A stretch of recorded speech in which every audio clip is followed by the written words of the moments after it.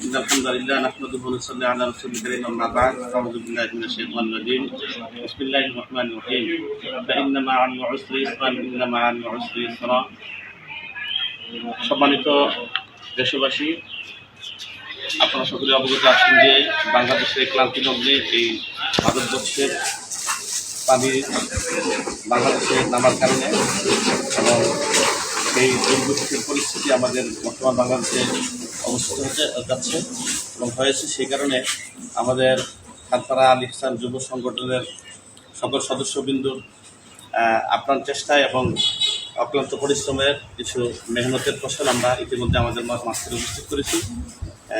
আমরা চেষ্টা করছি যে যারা এই বন্যাঢ্য অবস্থায় কঠিন পরিস্থিতিতে যাদের জীবন এবং নৈতিকতা এবং যাদের সম্পদ এবং যাদের আর্থিকতা, যাদের বাড়িঘর পানির নিচে প্লাবিত হয়ে গেছে, তাদের পাশে দাঁড়ানোর জন্যে মানবতার দৃষ্টিকোণ থেকে মানবতার পরিচয় দেওয়ার জন্য আমরা সামান্যত কিছু চেষ্টা করেছি। আল্লাহ পাক রব্বুল আলামিন আমাদের সহযোগিতা করেছেন।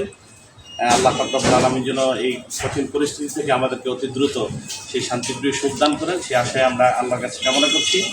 আর সারা বাংলাদেশের সকল সচেতন এবং বন্যার্থ মানুষদেরকে আমরা উদাত্ত আহ্বান করছি, আপনারা যারা আছেন সমাজী মানুষ, তারা দরিদ্র দুঃখী দুস্থ মানুষদের পাশে অতি দ্রুত দাঁড়ানোর জন্যে আজকে হয়তোবা তারা সেই কঠিন পরিস্থিতি অবলম্বন করছেন।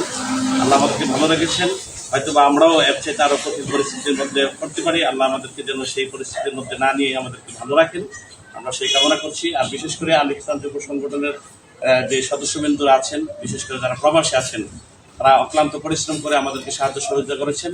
আমরা তাদের উন্নত ভবিষ্যৎ কামনা করছি, তাদের শারীরিক সুস্থতা কামনা করছি এবং প্রবাস জিন্দিগি তাদেরকে যেন আল্লাহ পাক রব্বুল আলামিন ভালো রাখেন।